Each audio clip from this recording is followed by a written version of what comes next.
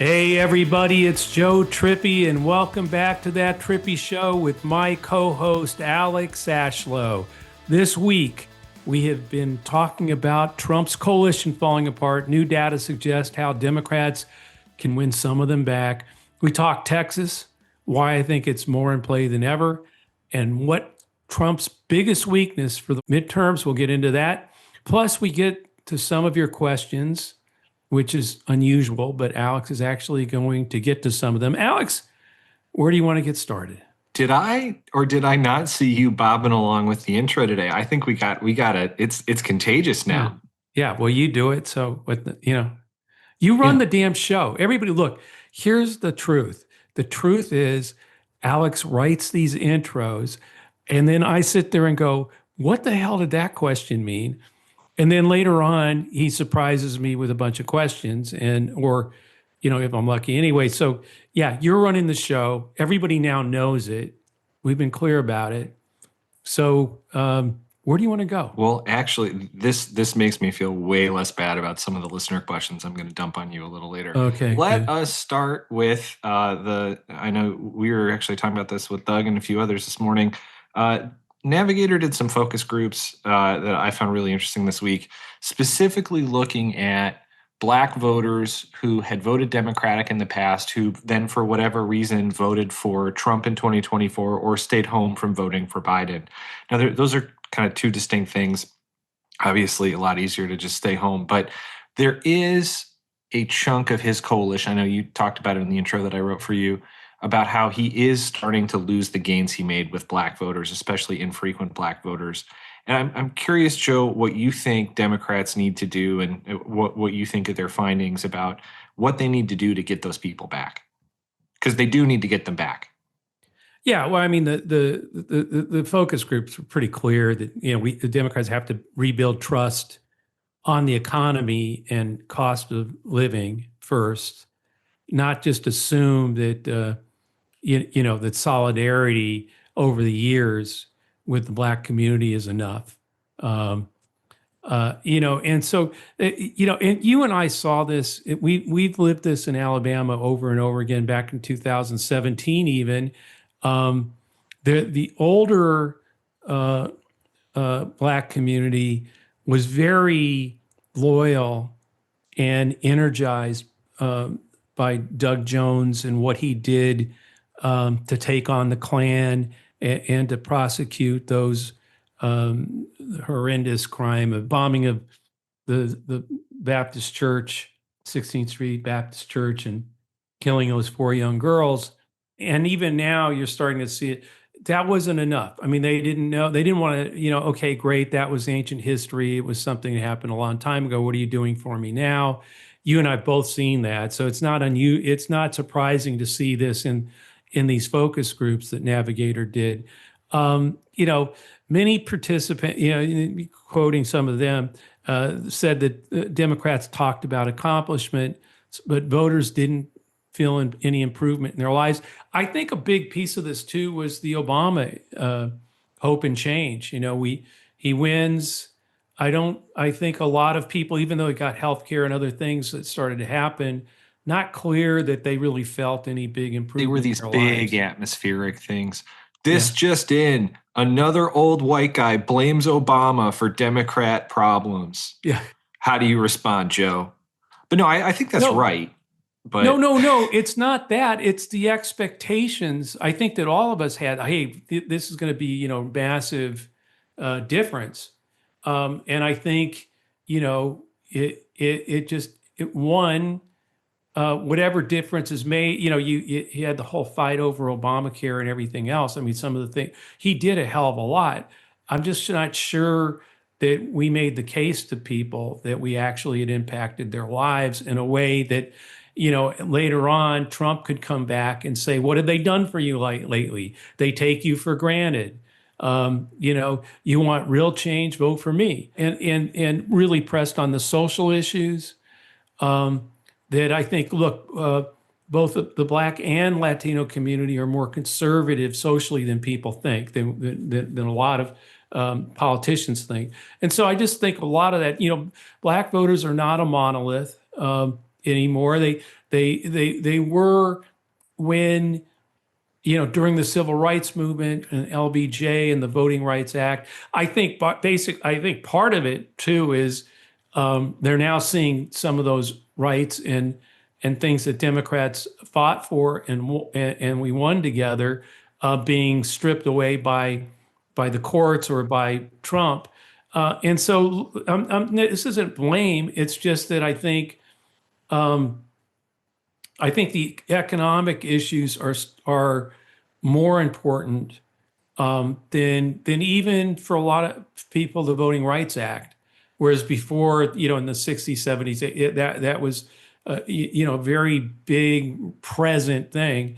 It's not front and center now.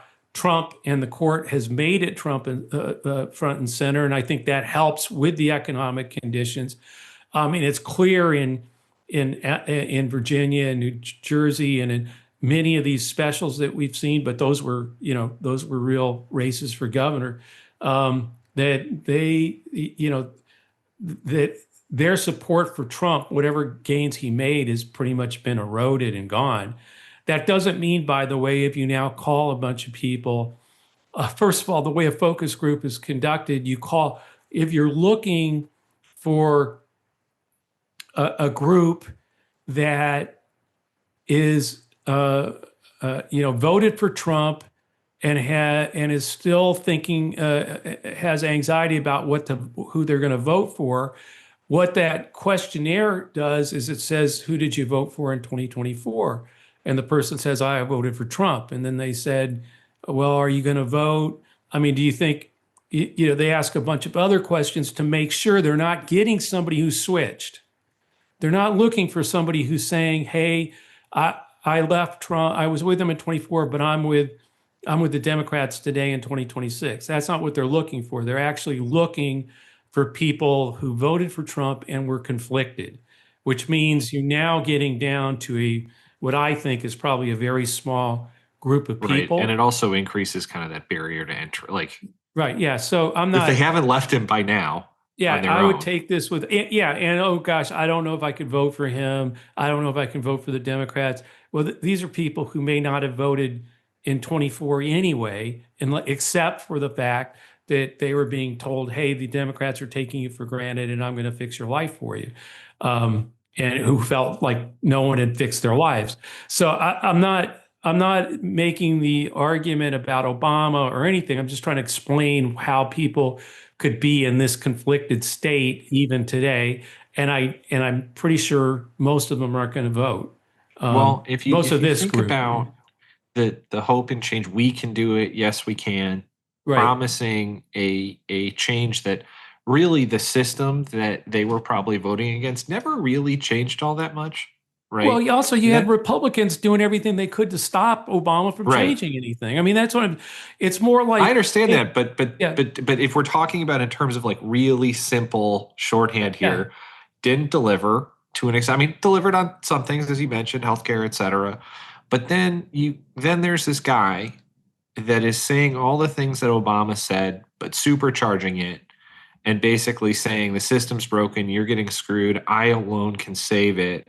And by the way, coming at you in a way that no one had done before. I mean, and the focus group participants brought this out, but literally it's like I disagree with him, but he gets it, right? Was kind of the vibe. It's also doing the us them stuff. I mean, we got to get these mass deport all the murderers and rapists and all that stuff. I mean, all the trans things, that we like literally was going after black men and Latino men, and it got 3, 4, 5, 6% more out of them.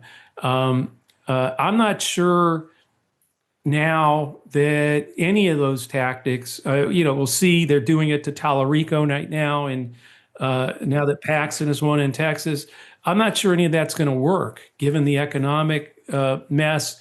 And now what's clear, the racial animus that Trump is, going after in the court with the Voting Rights Act and those kind of things. We'll see. But I would take any focus group. First of all, focus groups are a great way to learn how the group that you're talking to is thinking. But this is not necessarily a group I would have spent a whole lot of time doing focus groups with right now. Just because first of all, there weren't all that many. Yes, he did gain with black men in 2024, but it wasn't like some massive thing. It was enough here, enough with Latino men, enough with independents, winning them. Those three groups: white men, independents, black men, Latino men predominantly. Those moves, the slight 5 or 6%, which is actually pretty big movement towards the Republicans and Trump, was significant enough that yes, he did win in 2024. But every poll we've seen says they've all gone home back with the Democrats, and further. And so now you're trying to do a focus group of a very, very, very small subset of the black community, and that are not like people who vote every election anyway. They for different reasons may have moved, but in the end, I really don't think I wouldn't like change everything because of focus groups with that group, is what I'm saying. So the one thing that I thought was interesting from it was the point that you mentioned earlier, that black voters aren't a monolith, and I think those of us and a lot of us have known that for a long time. But what was really interesting, so just to peel back the curtain, so if you're on like call it your generic congressional race, let's say you raise $5 million, that puts you in a pretty solid, or 10 million bucks. You end up having 60% of that for paid comms. A lot of it goes on TV. You might only have a couple $100,000 for what you'd consider really targeted communications, whether it's mail, whether it's digital, whether it's peeling off specific chunks of radio or Spotify or whatever. The ability of a campaign to target in the level that is now required, and basically everyone, like, there aren't a lot that are able to do it, and there aren't a lot of like strategists out there who have the time or the energy or the ability to do it. I mean, it's kind of like, hey, what are we doing on black radio? Call it a day, because TV consultants still kind of run our party. There's no Yeah, kind of absolutely. they do. But if you look at like, I mean, You look at still what have a we do hard in time getting 2017. a lot of consultants to spend money on Hispanic radio or Latino radio. I mean, it's just not some. I mean, they will, but it's an afterthought. It ends up being, I mean, even in 2017, we had what, 3 or 4 different messages, because like you said, I mean, there were people in Alabama who didn't know what Doug's record on civil rights was. They didn't know he put the church bombers in jail, and quite frankly, a lot of them said, well, I don't know, and what does that mean for me next? We had to make that case, and we also had to do it on like 3 or 4 different channels. Yes, we had the money to do it, but like that was its own campaign within the campaign. And again, even fast forward 9 years later, people really aren't doing it to the level that, again, people talk a lot about Cambridge Analytica and what the Trump team on digital has done. I give them a lot of credit for being able to deploy a shitload of messages really fast via things like influencers, et cetera. And they were definitely ahead of Democrats on that. Yeah, well, we did it because we had to. I mean, we had to go after every single vote in Alabama that we could get any way we could get it in as many channels as we could get it. And the black community was, one of our, our strongest support group. And we had to, get as many messages out to them to get them to decide that it was worth their time to vote for Doug Jones. And they did. In fact, black women in particular were key to organizing and to energizing the entire community. What I find fascinating about this, though, is you don't see them, even Navigator, and we talk about their numbers a lot, and I think they do great work. But I would wonder, I don't know, where is the focus group with let's go, we want MAGA white men who are conflicted about whether they're still going to be with Trump or not. Because if you, in other words, same thing, you call, You ask them, were they with Trump in 24? Yes, they were. And then you say, we're looking, do you think you're going to vote for Republicans in 2026? And these are, the people answer those questions in a way that says, no, I don't know. I'm not sure. I've lost, I'm conflicted. Okay, now you put the 10 of those 10 of those people in a room, or you put 10 of them in 4 different rooms, and you start asking them why. And that's what they did here. And what I'm trying to say is, okay, yes, you're going to get some answers. It's really, we should look at it, pay attention to it, see if there's some arguments that we need to make to get these people across the line. But I can assure you, if you conducted 4 groups of 10, first of all, you have to find 40 people who were with MAGA and Trump in 2024 who are now conflicted and aren't sure. And then ask them, and that's it. 40 out of 300 million Americans, you can find them. Then you put the moderator in the room and you go to town. This is, it's getting a lot of coverage today, a lot of people talking about it. I'm just saying, no, that's not what a focus group, you don't use a focus group to figure that out. That's not a good use of a focus group. A good use of focus group is what we did with Doug Jones in 2017, where we had undecided white men and we had to win 3 out of every 10 of them. And we had to find out, was there any arguments we could make that would make first of all, think about it, folks. There are undecided white men in Alabama in 2017, a year after Trump won the presidency. That's a weird group, of a small universe. But why do you do it? Because in 2017, we had to win 3 of every 10 of them. So it was very, very important in that specific. And by the way, they were all going to vote. We're not talking about people who weren't sure. These were, I'm undecided, I'm a white man, you got to win 3 out of every 10 of them. And we didn't look at people who weren't likely to vote. We were looking at 10 of them who were likely to vote, did 3 or 4 of those groups. And we discovered that there was a piece of Doug's message that actually won, and it only won 3 out of every 10, but it did win 3 out of every 10. That's what I'm saying. This is like, hey, let's go find a group, like I said, of MAGA supporters, 2024, who are now conflicted, not sure what they're going to do. And then of course they report, geez, there's a group of blacks that are voted for Trump, not sure they're happy with the Democratic Party, well, and aren't sure they're going to vote. That's a group of 40 people that they put in rooms. And again, it's more you're looking for, how do they talk about the economy? How do they talk about the party? Because it may give you some insight in how to reach them. But it's not. This was not my favorite navigator piece of research. Let's put it that way. Also, before we move on, is there's a fundamental problem now, especially with getting into some of these channels, and this gets back to something you say almost every week. We're trying to figure out, how do we get on a podcast that they listen to? We're trying to figure out, how do we buy ads on Facebook or X or whatever to try to get to these people. Once again, we are renting time on platforms that Trump and MAGA and the right wing have bought. And it's the same problem. It's like, you're not just fighting the other side, you're fighting the platform. And I think this is a very good example of exactly why that can come back and bite you.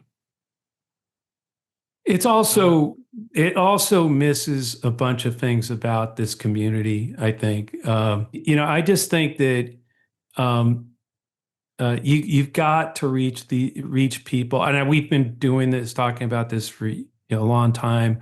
You got to reach people where they live. Not, I know everybody wants to buy radio and TV and all that stuff, but it is about being in the neighborhood, in the community, not knocking on doors and take them for granted. Then you go knock on their doors in October every 2 years and beg them to vote.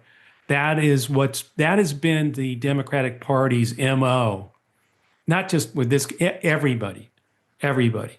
And that has, I think, caused a lot of the problems that the Democratic Party has right now. That's, I don't know, maybe it's going back to the 1800s and actually talking to people face to face again, but that's a lot smarter than, particularly when they're just poisoning the well on all these different platforms and scaring people with, this is going to happen. They don't care about you. They've taken you for granted. What the hell have they ever done? Well, now, by the way, they're on the other side of that because Trump didn't lower prices. He didn't change. Everything he's done has changed their lives for the worst, and they're taking their voting rights away. So, or messing with it. So, no, I just think there are lots of things to, do focus groups and look at. And and the same thing nationally, it's insane to do, in my view, groups with like this. It'd be just the same as doing 4 groups of sort of untethered MAGA voters who are not sure what they're going to do. That's 40 people. It's not a poll. It doesn't tell you a whole lot. This was essentially where the Harris campaign fell into a lot of trouble in 2024. Hey, let's switch to Texas. We're actually kind of tight on time today, so I want to get your thoughts. Look, Paxton crushed John Cornyn, incumbent Republican Senator John Cornyn, in the runoff. I think it ended up being more than 60-40. I'm assuming, Joe, that this actually puts Texas even more in play for Talarico, right? Yeah, I mean, look, Paxton is,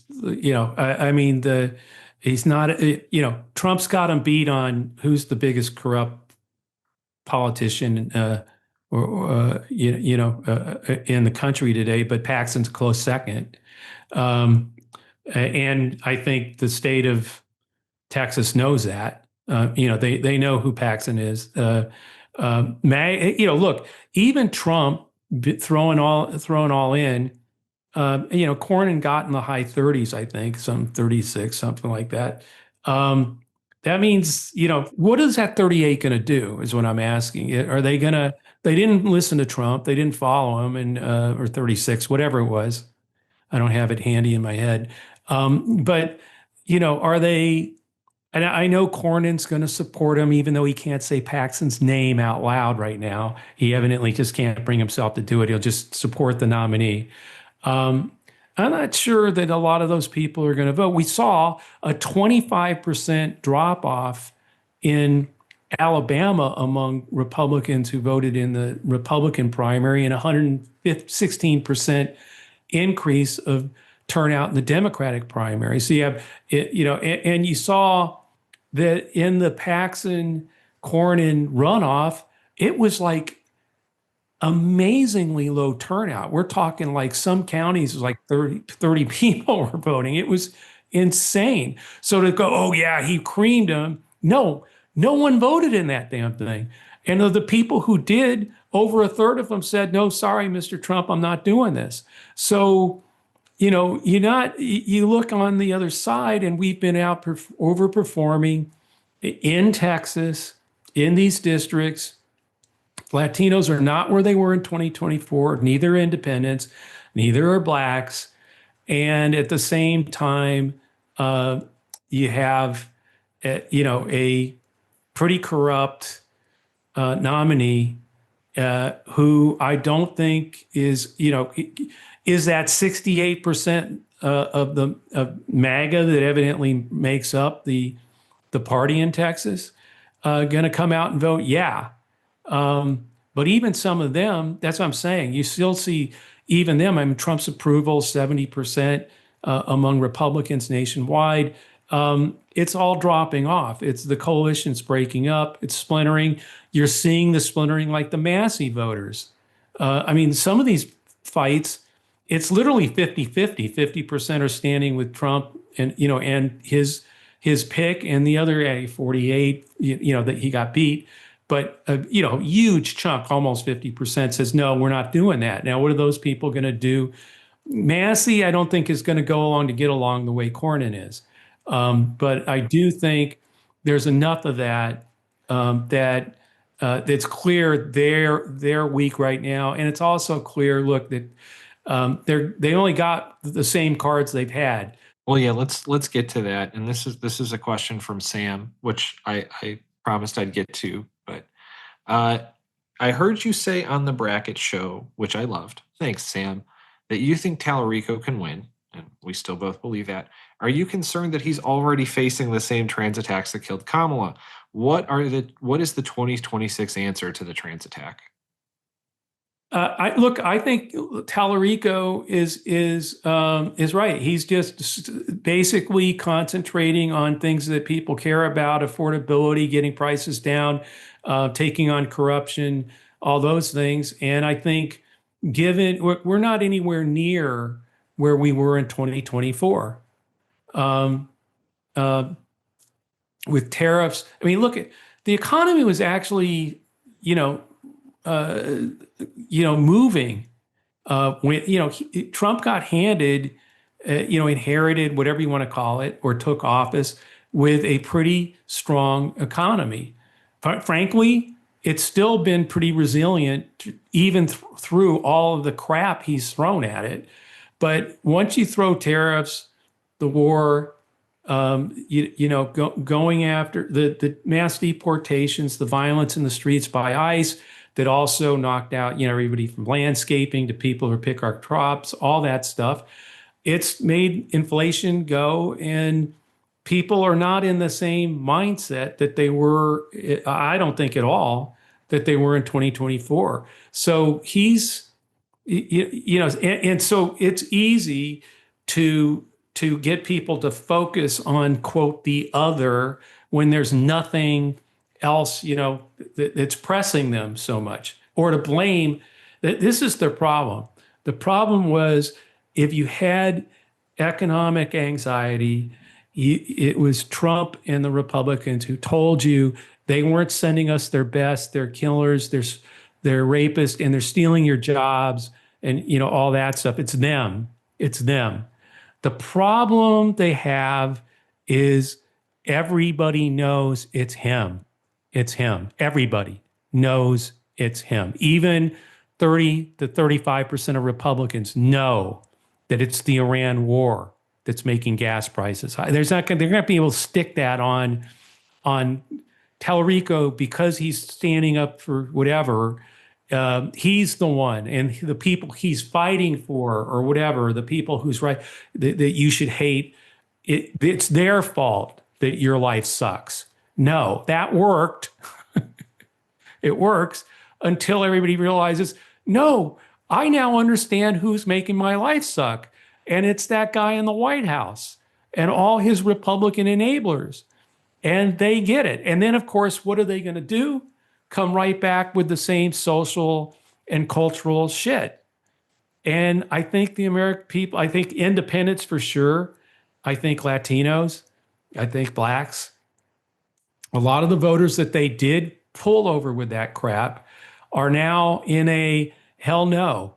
Hell no. We know. They look at the independents, like when it's 23% approval, 24% approval, 70%, 68% disapproval. They know. You're not going to be able to tell them that it's no Talarico because he said this 12 years ago is why you should vote against him. When they know who's made the decisions that have screwed up the economy, wrecked their lives, made them live paycheck to paycheck, pay higher grocery prices, higher energy costs, and gasoline. No, they know, and I don't think they're going to be able to do that. I mean, obviously, it's the only cards they have. What are they going to do? Go out and say, hey, oh no, we're going to lower prices. The straits will be open tomorrow. They've been trying that for about 6 weeks now, and they're not open. Well, let me. This fits into our last question I want to get to, and and this is more just you giving advice to the rest of our party right now. What do you think Trump's biggest weakness is right now? And by that I mean, what is the thing that we need to hammer that will cost him the most votes? Him. I mean, look, I saw this is the most amazing thing. So, because you and I both been paying a lot of attention to Iowa, obviously. So Hinson is behind Josh Turek and Zach Walz, but two Democrats fighting it out for the nomination. She's behind both of them. So a couple days ago, she's home, maybe for Memorial Day weekend or whatever, and she kept talking about how honored she was to have Donald Trump's endorsement. It's the most honored I've ever been by an endorsement, and I posted on X, which I still do every once in a while. Please, no one tell Hinson that his approval rating in Iowa is underwater by 14 points. So yeah, she can go out there and brag that it's the same thing. I'm sure Paxton is going to run around telling everybody I've been endorsed by Trump.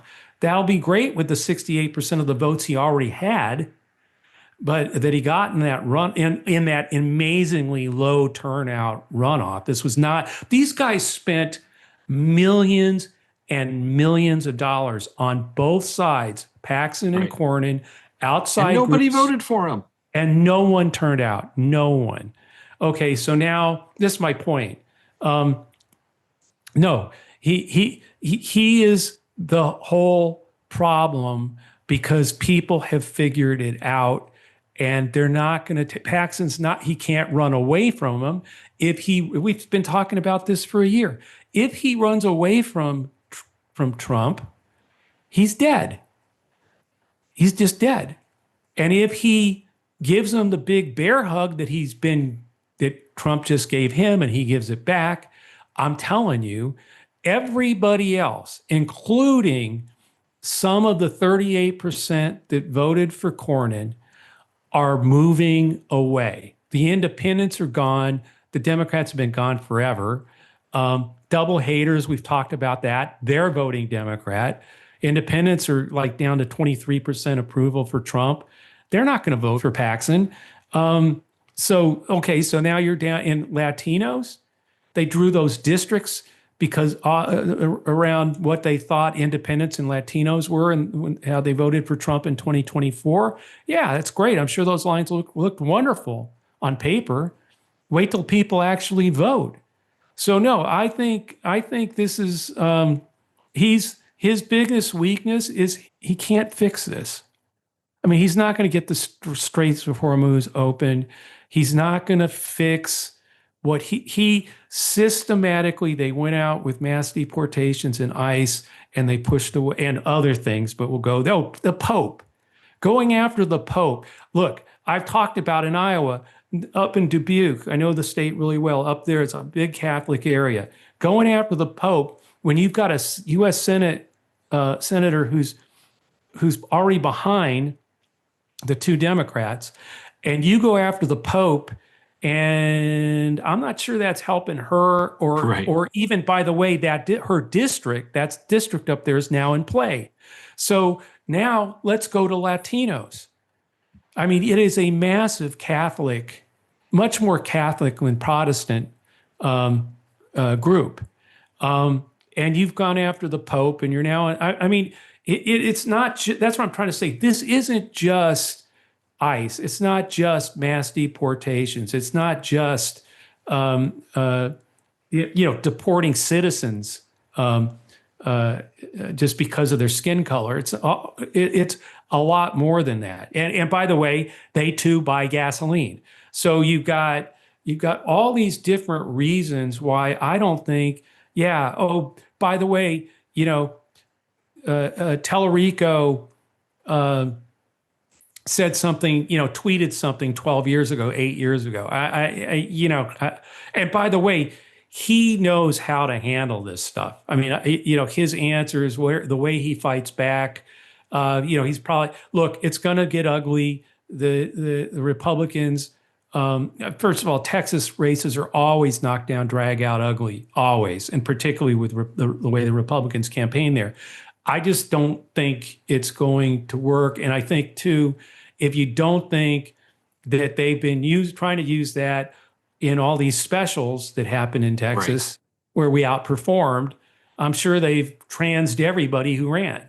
So I just don't see it working.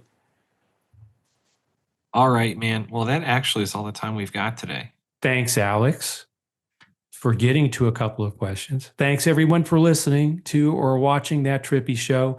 Make sure to join us at sez.us. It's a civil social network for real people, not bots or algorithms. This podcast will always be free and is part of Lincoln Square, so check out the latest at lincolnsquare.media. Also, if you're listening to this episode on YouTube, please like and subscribe to get alerts when we post the next episode. Also today, I did launch a new episode of On the Ground with Joe Trippi. I talked to my good friend Gilberto Ocaños in Texas, who went over a very interesting conversation about, he knows Texas better than just about anybody I know. We worked together. That'll be a fun one. Yeah, we worked together in the, he was on my team in Mondale, all the way going back to Mondale in 1984 and in several things since then. Great conversation. I hope you'll give it a listen, look for it. You can always send us a question to thattrippishow@gmail.com or leave us a question in the review on iTunes, and we'll see you next week. Thanks again, Alex.